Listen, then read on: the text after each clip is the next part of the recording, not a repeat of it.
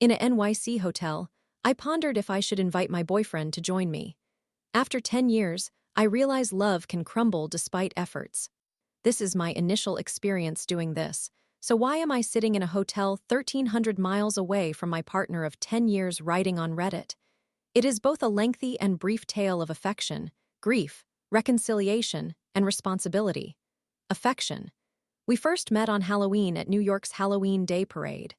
I arrived with some new acquaintances who left, but I stayed because I wanted to experience more of the city at night and didn't want to remove my purple fairy wings just yet. So I roamed around taking photographs. He was hard to overlook at 6 feet 1 inch, bald, with blue eyes, and covered in several tattoos of skeletons as he attempted to take a picture with them. I offered to capture a photo for him, and we clicked immediately. Both writers, he was from Odessa but raised in New York, and I hailed from Oregon. Having traveled alone for years, we had a lot to discuss and joke about. He had a knack for making me laugh with his humor. From skeletons to cigar bars to being inseparable seemed to happen overnight.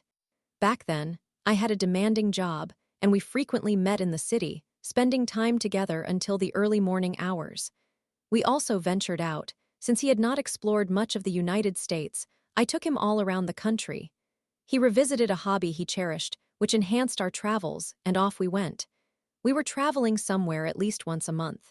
While I was working and writing, he was also writing. Since I already had a book published, I assisted him in getting his first published, from draft to on Amazon and in a couple of bookstores. This is where the first signs of distress began to surface. I am a determined individual. If I desire to achieve something, I create a plan and some contingency plans, and then proceed to attain what I want. Once my mind is made up, I will reach my goal. Odessa does not demonstrate that kind of ambition. He drifts through life and is resentful that he does not have the life he desires. It is a sharp contrast. I believe that diligence and sacrifice will lead to success. He consistently compares his life to others and laments how much more difficult his life is compared to theirs. He compares himself to individuals like Hunter Biden, that is to say, famous, wealthy, and born into privilege. Consequently, laughter diminished, and I soon became the reason he failed to attain what he wanted. I was the big fucking waste of time. He has many similar phrases: big fucking waste of time, CWAC, mofo, and the list goes on. He insists that if it weren't for me, he would be with more attractive women than me by the dozen. We ceased being intimate and have not been intimate for 8 years because, according to him, he is not, and never has been, attracted to me. As he puts it, how could he be? All one needs to do is look at me, 5 feet 3 inches tall, with red hair and gray eyes.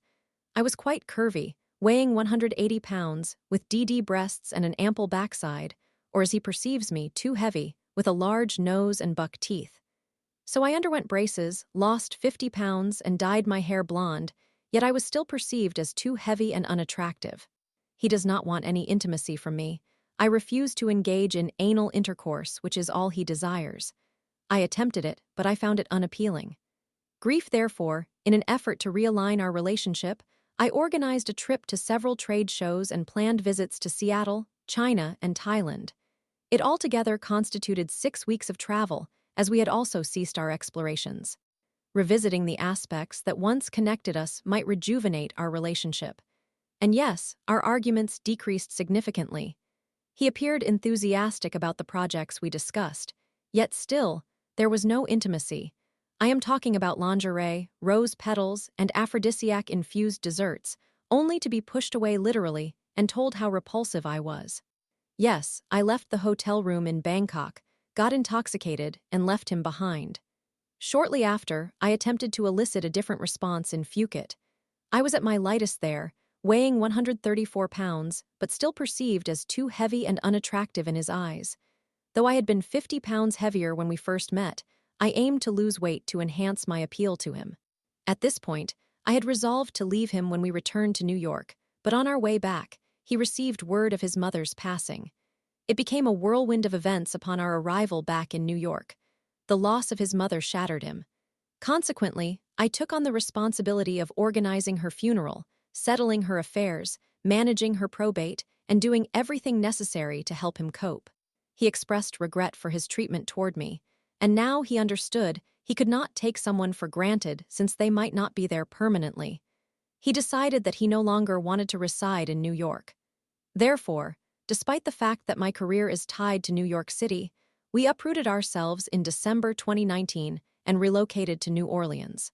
Reconciliation, New Orleans had served as a healing place for me in the past. The city presents an innate friendliness along with a calm and soothing atmosphere compared to New York City. However, ever the urban dweller, we settled in the French Quarter, and then COVID-19 struck us with force. On the night of March 12, 2020, an individual sprinted down Dumaine, pursued by the devil, through a burger establishment, out the back, up the stairs, and then leaped from one balcony to our neighbors and ignited their back house. Happy birthday to me. We laughed at the surrounding chaos and transitioned into friends, if not romantic partners. In 2020, we collaborated professionally. Yes, there were conflicts, name-calling, and instances where he referred to me as a witch, a worthless person, and a cockroach. I retaliated by stating that perhaps if he were not an unemployed alcoholic, his life would be more favorable. This realization hit me hard. I am a contentious person, and he is an alcoholic. Perhaps this is what I deserve, the best I can attain in life. Responsibility. Prior to his mother's passing, I promised to take care of Odessa. Is it my obligation to fulfill that promise? After years of him deeming me insane and telling me that I needed mental health treatment due to an issue he perceived in me, I finally took action. I reached out to my physician, then to a therapist, and was prescribed anxiety and medication. For the first time in a longer period than I can recall, my mind has settled. I find it easier than ever to create my plans and maintain order, transforming the strategies I previously used to tread water and get by into something more manageable. It has become significantly simpler, and I am now charting a course back to New York City to advance my career substantially, which will enhance my financial security. As my mental state improved, I became increasingly aware of the persistent negativity emanating from Odessa, particularly as he drank, smoked, and consumed content on YouTube. Arguments resumed in earnest once more, as he attempted to impress upon me what he needed from me. He claimed I was treating him poorly, as I requested his assistance with the business and urged him to cease drinking or even to take a shower. As he trailed me from room to room while yelling, I noticed that I did not feel compelled to yell back, even while persistently telling him to leave me alone. Previously, I would have screamed this at him, plugged in my headphones, or stepped outside. I noticed I could remain still and allow him to yell at me. I invited my nephew to stay with us. He wanted to escape from Oregon. This led to heightened arguments, as Odessa disapproved of my nephew's demeanor. Specifically, he did not seem completely taken by Odessa's affections. My nephew has bipolar disorder, and mentioned that Odessa reminded him of someone from his previous program, causing him to avoid provoking Odessa. The household became increasingly chaotic as my nephew swiftly secured a job and began working, which seemed to unsettle Odessa. Odessa continually picked at my nephew. He stopped taking his medication and ultimately attempted suicide, which prompted me to have him committed to ensure he would receive his medications and rejoin a new program. It was effective. However, I realized that my nephew and Odessa could not coexist, so I arranged a trip to New York City to explore ways to establish my business. Odessa accompanied me, with promises that he would refrain from drinking and offer assistance with my business endeavors. When I say he drinks, I am indicating that he consumes 1.75 liters of vodka every 2 days.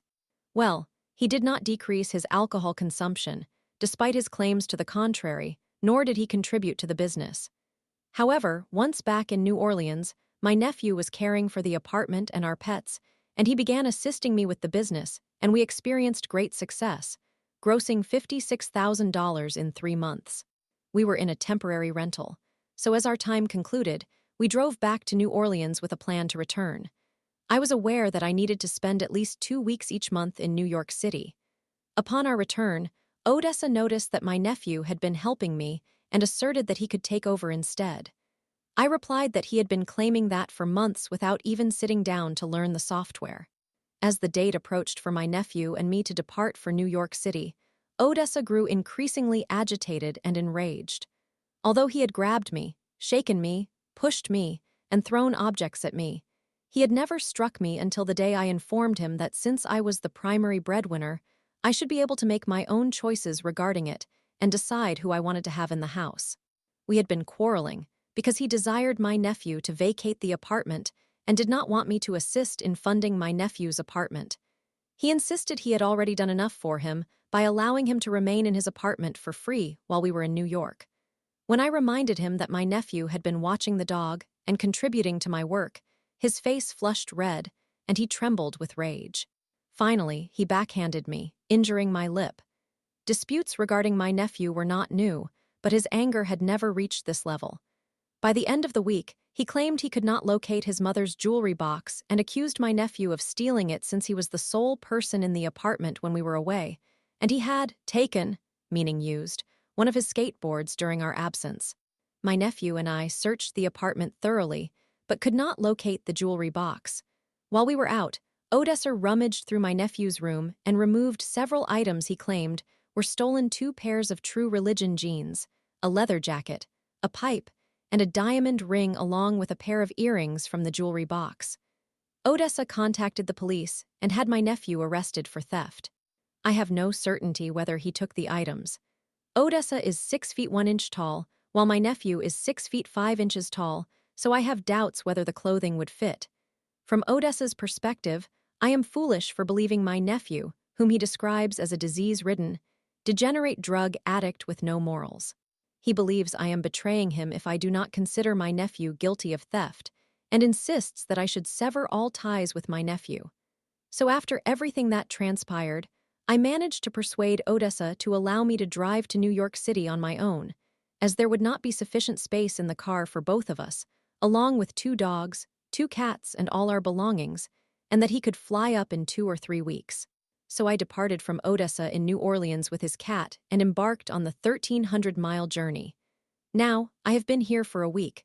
What can I express? My life is much calmer, even in a small hotel room alongside 2 dogs and a cat. I feel exhausted, yet it is nice to enjoy the quiet. Now, however, Odessa wishes to travel to New York, and a part of me misses him like a masochist craves pain, but another part perceives his jokes as cruel and senseless. Should he remain in New Orleans or come to New York City? This is how you gain weight from all the beneficial and brilliant things you do. Before you know it, wow, you're big in Japan. And further, like I said back in New York, Bomba. A joyful dancing cartoon pig meme. Resemblance after Atlantis? Except she eats them whoever is nice. Otherwise, you.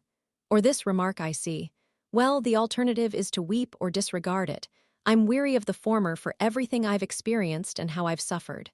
Ignorance was never my strong suit, while it may be a way of life for others, allowing the undeserving to prosper while good people endure. Thus, humor becomes the only option remaining. If you can still look in the mirror and not laugh, what does that signify? It's just me being nasty. We've come full circle. That's your perspective on the world, including myself, your own view, how events occur, essentially everything. It brings to mind an old Soviet cartoon. A hefty woman is standing on a scale in a rage, exclaiming something. Beneath it, there's a single word that clarifies her extreme reaction. Wrote. It translates to lying. Just don't blame the bathroom scale, nor the scales of justice, for what you excel at, counselor.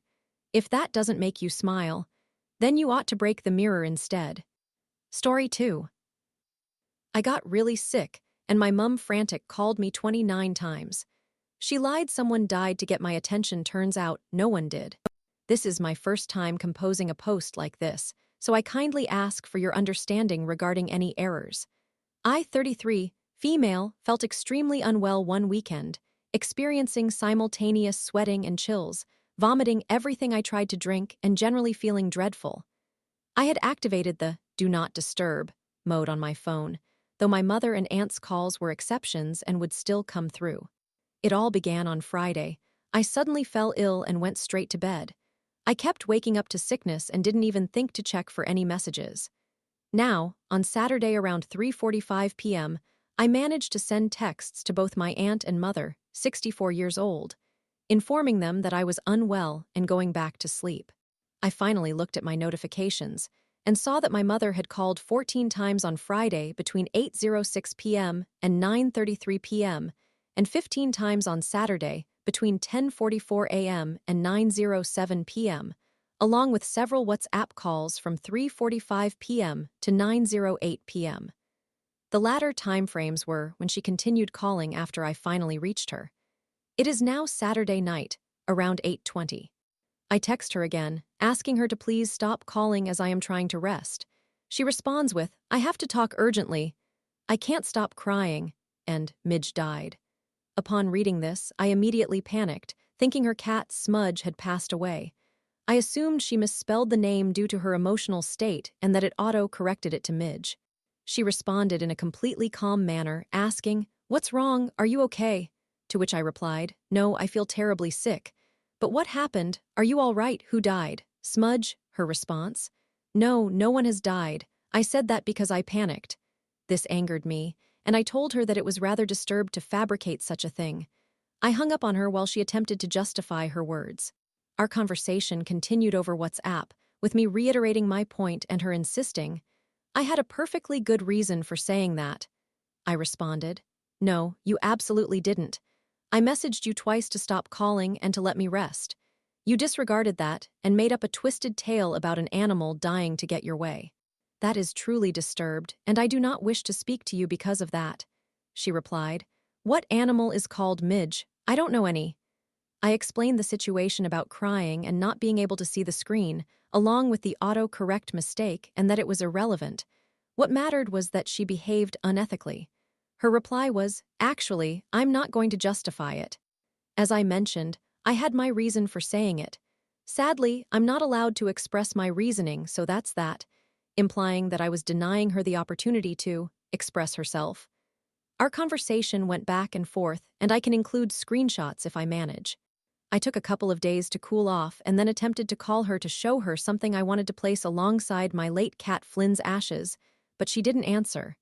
Eventually, she texted me, stating she would call the following day. She didn't call. I ended up reaching out to her instead. She later explained her reasoning for her actions. Prepare yourself. She had watched a show on Friday night about a young woman who had promised to call her mother after work, but never returned, ultimately ending up dead, which caused her to panic because I had mentioned I would call her when I returned on Friday afternoon. She even claimed she nearly contacted the police. Because I messaged her rather than using WhatsApp, she assumed I had been kidnapped and that my captor was texting her from my phone. In her mind, saying Midge died would signal that something was wrong if she received a reply like, "Oh no, I'm so sorry." And if she received a call, she would know it was me, etc. She did not want to acknowledge that what she had done was inappropriate. She expected me to feel what she felt and believed she had every right to act this way, making me the villain for not understanding and for being cruel to my own mother. She commented, "What animal do we know called Midge?" Midge was a nickname at my old job because I was shorter than the others, which confused me since she is of average height and nothing that would deserve a nickname. I recalled that this was the second time she had lied about something serious. About a decade ago, I was at a pub over an hour away from my house with some friends when my mother called, claiming the handle on the living room door had broken and that she was trapped inside, urging me to come home. I explained that I had just arrived at the pub and was over an hour away. Her reaction was, "Oh, thank you very much for not helping me. Your own mother." I hung up, as I had difficulty with phone calls that often escalated into arguments, leaving me in the position of the bad guy. Moments later, she called back, claiming she had suffered a stroke and needed me to return home. I responded that she would not have been able to call if that were true and advised her to contact emergency services since they would arrive more quickly. Yes, I hung up again. Immediately after, she called again in a very condescending tone.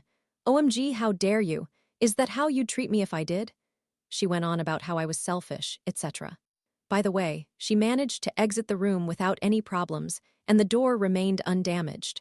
The doors in question were inexpensive council doors, so removing a handle isn't particularly challenging. Now back to the present moment. She sent one of those "I'm still your mother" poems circulating on Facebook, and I replied, emphasizing that while I still love her, what she did was unacceptable. I reached out to her partner about the situation, hoping he might reason with her since I had tried and informed her I was doing so. Her response was, "How dare you talk to me this way?" In reply to my comments about her needing to seek help due to her tendency to fabricate serious issues, she responded, "I hope you've won the lottery." This comment targeted my financial issues and the occasional requests for assistance.